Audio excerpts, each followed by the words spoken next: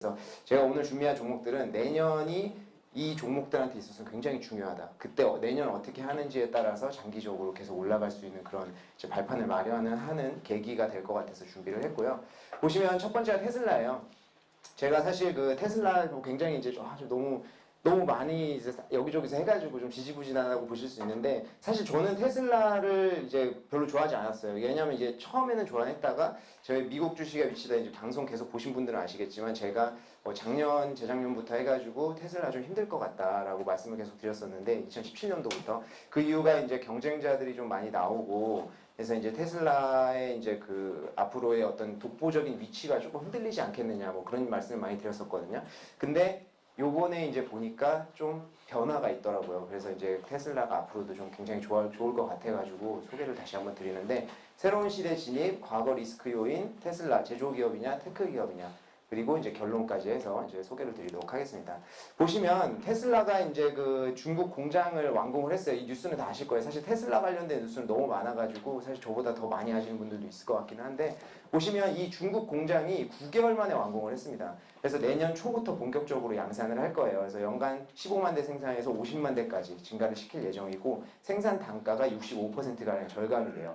근데 보시면 이게 중국의 특징이 공장 하나 시작해서 들어가서 짓는데 굉장히 어려워요. 그래서 제가 실제로 예전에 중국에 있을 때 보면은, 제가 천진에 있었거든요. 근데 천진에 이제 모토로라 공장이 들어왔어요. 천진에 이제 한국 공장들도 많고 외국계 기업들이 굉장히 많습니다. 그래서 모토로라 공장이 천진에 들어왔는데 다 졌어요.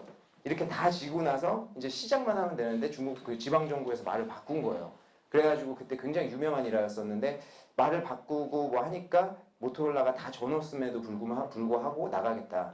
이렇게 해가지고 중국 지방정부, 그때 천진 정부가 이제 한번 진 적이 있었거든요. 그게 굉장히 유명한 일화인데, 그 정도로 중국에서 이 공장을 완공하고 시작을 한다는 게 굉장히 어려워요, 사실. 그래서 이 9개월 만에 완공을 했다는 것은 사실은 중국 정부랑 테슬라랑 뭐가 있다고 하기는 그건 좀 음모론인 것 같고, 제가 봤을 때는 중국 정부가 테슬라한테 있어서 굉장히 우호적인 것 같아요. 그래서 저는 그게 굉장히 큰 시그널로 보고 있고요. 이 원가 절감을 하고 있어서 현재 뭐 모델 3 같은 경우에 5,900만 원 정도 되는데, 앞으로 중국 내에서 가격이 굉장히 떨어질 것 같다. 그렇기 때문에 앞으로 판매가 굉장히 증가할 것으로 예상을 하고 있고요. 이 공장 같은 경우에 보면은 미국 네바다주에 있고 뉴욕에 있고 그리고 중국에 있고요. 그리고 2021년도에 독일에 이제 하나 실 예정입니다. 그래서 사실 요번에 이제 중국 공장을 완공을 하면서 앞으로 중국 내 그리고 유럽에서 판매가 굉장히 증가할 것으로 예상을 하고 있어요. 그래서 보시면 전 세계 이제 그 전기차 시장에 대해서 먼저 한번 보겠습니다. 보시면 중국이 전기차 비중이 4.2% 정도 나오고요. 올해 상반기까지 봤을 때 중국이 5.5%까지 증가를 했어요. 그래서 전기차는 중국이 제일 큰 시장이다. 왜 앨런 머스크가 중국 가가지고 열심히 로비를 하고 이렇게 중국에 자주 갔는지를 알 수 있는 부분이죠. 그래서 앞으로 전기차 뭐 글로벌리 다 중요하고 한데요. 중국이 제일 중요해요. 그래서 중국이 지금 우리나라에도 오는 미세먼지들 있잖아요. 그런 것 때문에 중국도 환경 오염으로 굉장히 힘든 시간 보내고 있거든요. 그래서 전기차 같은 환경을 정화할 수 있는 그런 사업에 굉장히 돈을 많이 투자를 하고 있어요. 그래서 저는 그때 어떤 생각을 했었냐면은, 제가 만약에 전기 자동차를 산다라고 하면 테슬라 뭐 당연히 그 당시에도 제일 좋은 자동차였긴 했지만, 제가 흔히 아는 뭐 BMW라든지 기존의 어떤 메인 플레이어들이 전기자동차를 더 싼 가격, 이쁜 모델로 내놨을 때 선택이 저는 그쪽으로 갈 수 있을 거라고 생각을 했어요. 근데 지금 와서 이제 한 1, 2년 정도 지나고 나서 보니까 포르쉐에서 내놓은 것들, 뭐 가격도 테슬라 모델 S가 훨씬 싸고요, 여전히. 그리고 뭐 밑에 스펙도 마찬가지인데 제일 중요한 게 배터리 용량인 것 같습니다, 전기 자동차에서는. 그래서 보시면 1회 충전 시 주행거리가 테슬라는 510, 포르쉐는 390 정도 나와요. 그래서 여전히 이제 지금 메인 플레이어들이 다 전기자동차 시장에 진출을 했음에도 불구하고 테슬라가 제일 압도적인 스펙을 보유를 하고 있다. 이 그냥 누가 놔두겠어요. 만약에 제가 봤을 때는 개인적으로 제일 침을 흘릴 수 있다라고 하는 데는 애플 같은 데 같거든요. 애플이 그런 식으로 예전에도 루머가 많이 나왔었잖아요. 그래서 만약에 애플 같은 회사들이 인수를 한다, 그러면 더 잘 되는 거잖아요. 그렇기 때문에 저는 이게 크게 이제 어떤 리스크로 작용을 하기는 힘들다라고 생각을 해요. 그래서 시장 내에서 이제 우려하고 있는 이런 사항들, 그런 것들이 어느 정도 해결됐거나 크게 우려할 상황이 아니라고 생각을 해서 제가 오늘 소개를 드리는 거예요. 보시면 테슬라가 이제 제조 기업이냐, 테크 기업이냐, 이런 것들에 대해서도 이제 강론들박이 조금 있는데, 제가 예전에 샤오미가 홍콩에 상장할 때 이제 여러 군데 돌면서 이야기를 들어보니까 요거에 대해서 많이 생각하시더라고요. 샤오미가 과연 핸드폰 제조 기업이냐 테크 기업이냐 그거에 따라서 주는 밸류에이션이 틀린 거예요. 제조 기업이면 그만큼 주기가 힘든 거예요. 너무 높잖아요. 테슬라도 마찬가지예요. 지금의 밸류에이션을 제조 기업이라고 하면 말이 안 된다. 이제 갑론을박인 거죠. 이건 줄 수가 없다. 근데 테크 기업이라고 하면 줄 수 있다. 이런 거거든요. 그래서 보시면 슈퍼차저 스테이션부터 소개를 시켜드리면 전 세계적으로 1636개의 슈퍼차저 스테이션이 있고 14,497개를 구축을 하고 있습니다. 이게 뭐냐면 이게 미국 한번 보실게요. 요거는 테슬라 홈페이지에 가면 다 나와 있거든요. 그래서 미국의 요 빨간색 점이 이미 설치가 되어 있는 슈퍼차저 스테이션이고요. 요 검은색이 앞으로 설치가 될 거예요. 근데 이게 제가 예전에 한 5년 전에부터 이제 계속 추적을 해왔는데 굉장히 지금 많이 증가를 한 상황인데 이게 뭐냐면 전기 자동차는 문제가 그거예요. 결국엔 주유소가 부족이잖아요.